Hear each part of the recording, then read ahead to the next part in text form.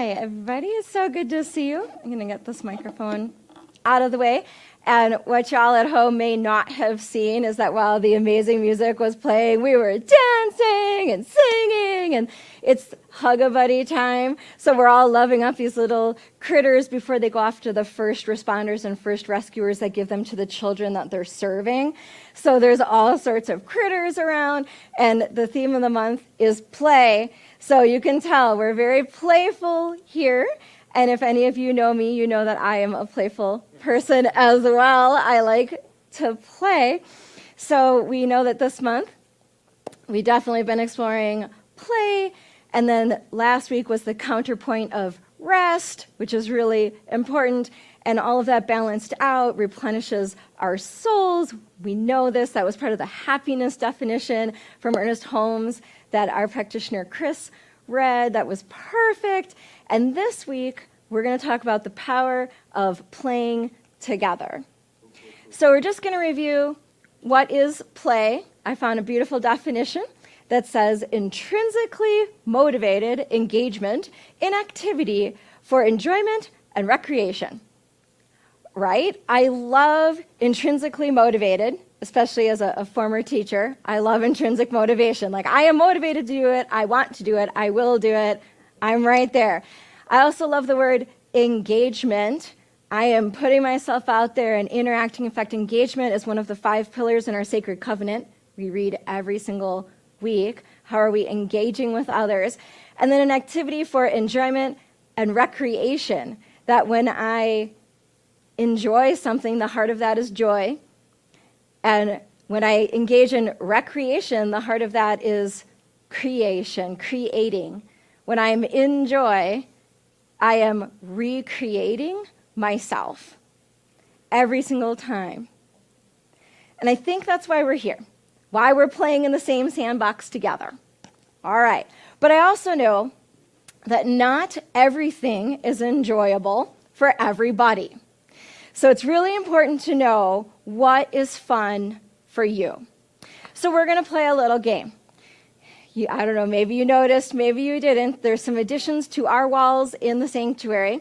There are some shapes all around the room. And for those of you who are at home, I'll just tell you that on this wall there's a circle, and on that wall there's a square, and there's a triangle, there's a rectangle in the back of the room, and then way back there by the flowers there's a squiggle. And I know that a squiggle is not a shape. Just roll with me. You'll see later why we're doing that. Okay, so we're going to play a game called What Shape Are You? Okay, so here's what I'm going to ask you to do. I'm going to ask you to think of those 5 shapes. Which one is most like you? And don't think about it hard. This is not scientific. Just whatever comes to mind, you're like, yeah, that one's mine. If you feel comfortable getting up and just walking over towards that shape, please do that. If you aren't mobile and you just want to stay put, you could just think which one is you and like raise your hand when we get to that one. That's fine. If you're at home, let me say the shapes again for you so you could type in the chat which one is most like you.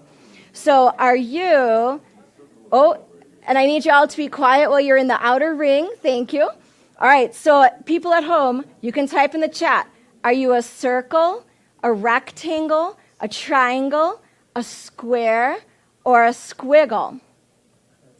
Okay, and I would be standing over in the square category myself. All right, so here's what I'm going to let you know.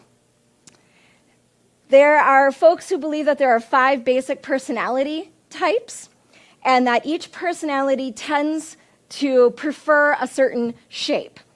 And so I'm going to share with you what the shape says about you. And what I want you to think is that really like you? Does that resonate with you? Or maybe is it a different one? Just see. Let's see if it worked. Okay. So if you are a square, you are organized. And this would be me. Okay, I'm just talking about myself. You are organized, logical, hardworking person who likes structure and rules. But sometimes you have trouble making decisions because you always want more information. You feel most comfortable in a stable environment with clear directions on what to do. You tend to like things that are regular and orderly, and you will work on a task until it is finished, no matter what. So I'm going to say thank you to myself for being a square. Okay. All right. If you are a rectangle, all right, I'm seeing the rectangles there. You are courageous, exciting, inquisitive, and explorer. I know that's Miguelito right there. All right. You always are in search of ways to grow and change. You enjoy trying things you've never done before. You love asking questions that have never been asked. You do like some structure, and you'll often be the person to make sure things are done in the proper way, taking all the rules and regulations into consideration. When you're given a task, you'll start organizing it to be sure it can be done in a systematic way. So thank you, rectangles. All right, triangles, you're up. Okay. You're a born leader who's competitive and confident and can make decisions, and you like recognition. You're goal-oriented. You enjoy planning something out and then doing it. You're motivated by accomplishment. You tend to look at big, long-term issues, but you might forget some of the details. When given a task, you set a goal, and you work a plan for achieving it. Love those triangles. All right, circles. Okay, we're going to see our circles here. You're social and communicative. There are no hard edges about you. You handle things by talking about them and smoothing things out with everybody. Communications is your first priority. When given a task, you will talk about it. You're a people person with lots of sympathy and consideration for others. You listen and communicate well and are very perceptive about other people's feelings. All right, I'm seeing some communications people over there already. That's good. Okay, and the squiggles. You are now going to see why you are officially not a shape. Okay, the conscientious objectors. All right, you are off the wall and creative, and you like doing new and different things most of the time, and you get bored with regularity. When given a task, you will come up with bright ideas about how to do it. You don't think in a deliberate A to B to C pattern. Instead, you tend to jump around in your mind from A to M to X, but that's where the creative ideas are born. All right, so are you standing at the right shape, or do you need to move? Okay, go ahead and move. And online, go ahead and move now. And online folks, if you need to type a different one in the chat, you could. Which one goes with you? Okay, we're reshuffling here a little bit. Okay. Oh, hallelujah, I have another square with me. Okay, I love you, Angelique. Okay. All right, so just take a moment to look around the room. Oh, yes, Carmela, definitely. Yeah, in the circle. I love it. So look around the room. We have all different shapes in this room, all different gifts, all different treasures that you are bringing to the table. And the Centers for Spiritual Living, and especially the Rio Grande Center for Spiritual Living, is an assets-based, life-affirming organization. We value your gifts and what you bring to the table. We want to empower you to shine so you can play full out, whatever that is for you. But do you see how we need all of you for this to work? We need the communicators and the smoother outers, and we need the creative, off-the-wall folks, and we need the systematic people who are asking really important questions, and we need the leaders who are going to, drive the thing, and then we need our rule followers to get things, orderly and right?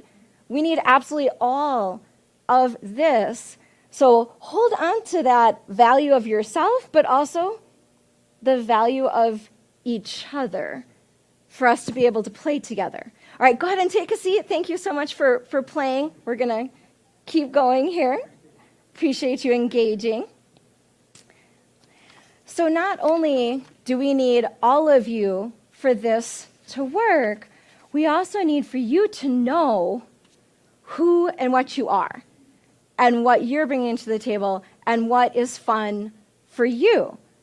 Because if it's not fun, I don't know, then maybe it's the wrong person doing it. So I just think of, for some of you, taxes and accounting and numbers might be really fun. I would, rather gouge my eyes out with a spoon. But if you like numbers, like the biggest thing I learned in accounting class is to hire a good accountant.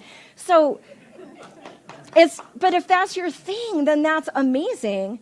It's playful for you. It's a game for you. Or for other people, it could be gardening or painting or working on computers. Some of you like to make the food. Some of you like to serve the food. Some of you like to clean up. That's great. When I think of in middle school, I had the delightful opportunity of being voluntold that I was going to be on the basketball team at my little Catholic grade school for 3 years. And so here's this high pressure team sport that's super competitive in a tiny little town, and I am a non-competitive pacifist. 2 people are going for the ball, and I'm like, oh, it's okay, you haven't had a turn yet, please take the ball. My coach is on the sideline having seizures. Not my strong suit, 3 years of help, but it was very formative, and I learned that no matter how hard I try, I am not good at certain things. Much better at passing out the orange slices, that's okay. But in high school, when I got to do orchestra and color guard and speech and debate club and newspaper, beautiful. It was my thing. I loved it, and it was fun. Well, the same thing is true for our spiritual community. We have some practitioners that love to be on the platform, and for other people, that would just make their skin crawl. They say, no, I love high watch. I like being in the back of the room, and I'm just going to be nice and quiet, and I'm going to hold the spirit. Absolutely. Thank you. We need all of that. In fact, if you've ever had the pleasure of seeing our old friend Toby up here, that was only by sheer grit and determination. He was petrified of public speaking. So if he ever got up here, it was just out of absolute love for all you all. But his superpower was sitting with people at their end of life time of transition. Wow, there's a lot of people who can't handle that at all. But he was great at that. And think about all different people we have in the center already. Like, who could do announcements better than Norm? I just can't imagine. Instead of sounding like Charlie Brown's parents, wah, wah, wah, wah, we're live from New Mexico with Norm. I love it. You just light up my soul. You make me so happy, and basically you're reading the bulletin. You could get up and read from the phone book, and I would listen to you. It's so much fun. I love that. Or Carmela's our people and projects person. I can't imagine more people person than Carmela. So really, what is it that just feeds our soul, that is playful, that doesn't feel like work? That's the bounty of our spiritual community together, and we need each of you to make this work, to put the fun back in functional so it can be dynamic and engaging. There's something for everyone. And beyond just wanting to have fun together, because I'm tired of the isolation of COVID, playing together helps us to bond. It helps us to be seen, to be heard, to be valued, to have a deep sense of meaning and belonging. And when we engage in play, then we are fully present, not only to each other, but to the now. It's really hard to be playing and not be in the now. It's a really wonderful spiritual practice to be playing. In fact, Ernest Holmes wrote in A New Design for Living, "The present moment can never provide us with more joy than we are able to embody." So, how can we help each other to embody more joy? How can we play together more? There's actually 3 types of play. If any of you have had teacher training, you probably had a class just in play, or maybe in sociology, you spoke about play. There's 3 kinds of play that capture the relation of how we interact with each other. So maybe you've already experienced these. There's solo play, like I am playing alone. I'm in the sandbox. I have got the whole sandbox. I got all the toys and the Tonka trucks and the shovels, and I can do anything I want. I am master and commander of this sandbox. And that can be really fun. Sometimes I really like that. If I'm crocheting, that's kind of a one-person job. I don't want anyone else doing it. Like, it's just not going to work any other way. I'm blowing up aliens on my phone. I'm reading a novel. I'm doing a paint by number. Yeah, it's kind of a solo project. That's good. But for parallel play, that's kind of an interesting phenomenon with parallel play. They sometimes called side-by-side play. We're both in the sandbox, But we're kind of making our own things. Like we're enjoying each other's company, sheer proximity, but we're not really interacting much on the final product. So I'm going to play with the Tonka trucks. You're going to make your sandcastle. But it's nice that we're just kind of all together doing our thing. All right. I think the best example of that is bowling. I would never just go on my own and be like, I'm going to go bowling. And I am Midwesty. I bleed Wisconsin. But still, I love bowling, but it's more fun when we go together. Like when, Youth and Family Ministry used to have our monthly activities and we went bowling. Each person takes their individual turn and you have your individual score. And it is individual. You can't have two people. It just doesn't work. But we're all cheering each other on and we're talking and it's fun. And just the camaraderie of being together while we're just doing the separate thing. It's fun. There's also cooperative play. And that's the big one. A lot of people feel like that's, we're bringing everyone together. So everyone in the sandbox is working to make this big sandcastle together. And typically it's bigger, it's better. There's joint ideas, there's collaboration for something more than what you could have done alone. And it can be really, really fun if you like the people that are in the sandbox. But that's the good news. We like each other here a lot. So we're in a really safe, good place here. So, and there's certain things where, that solo play is just not going to work. Or it's going to be really hard when it's solo play. Have you ever gotten on the swings and you're by yourself? Man, you have to pump really hard to get yourself going on the swings. So just a little push, that would be nice. Or did you ever try to do batting practice by yourself? You got to throw the ball just right. Oh my gosh, it's so hard. And then you have to chase the ball. It's so much easier with a pitcher and the catcher and right? Or kickball for one. Yeah, it just doesn't work. It's not fun. So let's transfer this, right? We're obviously making an analogy here. Let's think about our spiritual community. Think about the things that you do here to engage. What's fun for you? And what's the best way for you to engage? Is what you do solo play? There's huge value to that. Is what you do parallel play?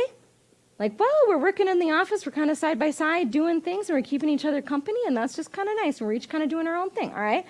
Is it cooperative play? Like this Sunday service.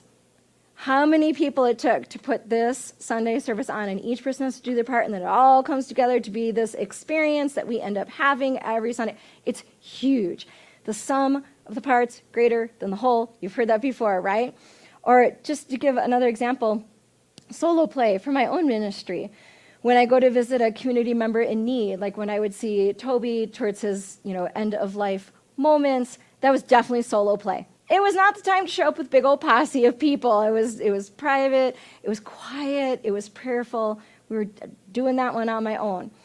But when Toby and Liz needed some meals and some help around the house, okay, we had the spreadsheet, we made the chart, and each person contributed the parallel play of like, okay, it's my day, I'm going to make the casserole, I'm going to drive over, I'm going to bring it. And then together, we added up to this really important, helpful experience for our community members. And then for cooperative play, his memorial service in early February was so beautiful. It was better than anything I could have scripted, engineered, concocted, put together. No, because everyone brought different little pieces. Someone brought this poem, and someone brought this song, and the granddaughter made the slideshow, and the daughter did the eulogy. I mean, it almost came together of its own accord.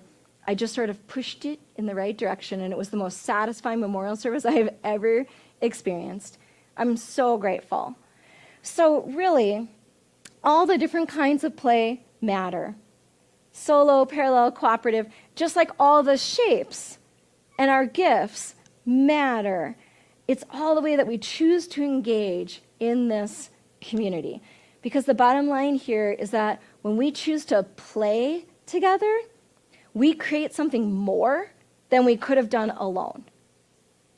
In fact, there's an African proverb that says, if you want to go fast, go alone. If you want to go far, go together. And I was really curious. I was looking up in Science of Mind, did Ernest Holmes use the word play anywhere in the textbook? Only 3 times, and he uses it exactly the same way each time. It's really an interesting use of the word. Here's what it says. Spirit thinks or knows within itself, and as a result of this interaction, creation manifests. Creation is the play of life upon itself through divine self-imagination. Spirit must create in order to be expressed. Right? So what are we creating together? What is Spirit expressing through you or through us as we play together in the spiritual community? And what would you like to contribute? What's the shape of your gift? What would be fun and playful for you? And could you please consider, especially as we're coming out of COVID times, are you good at playing with others? Some of us aren't. Some of us are. So we might need a little work in that arena. That could happen here. That's all right. But as we're coming back together, what's the best fit for you? Is it solo play? Is it parallel play? Is it cooperative play? What combo package would keep you engaged, feeling energized, feeling joyful, feeling happy? You don't have to pack up your toys and go home. We just need to find the best way to all play in the sandbox together. Because when we're playing together, we are praying together. We are creating. So I say, let's pray hard and let's play even harder, because that's the way for us to be so happy together. Thank you. All right. I think Bugsy is ready for a prayer. So we've got our little hug-a-buddies here. Let's take it to prayer.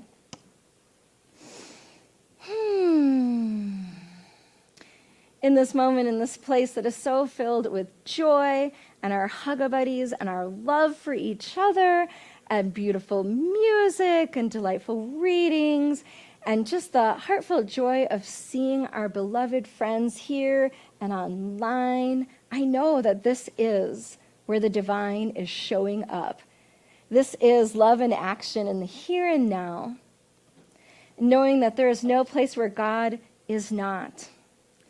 I know that I am, you are, we are aligned with the divine that is the presence and power within.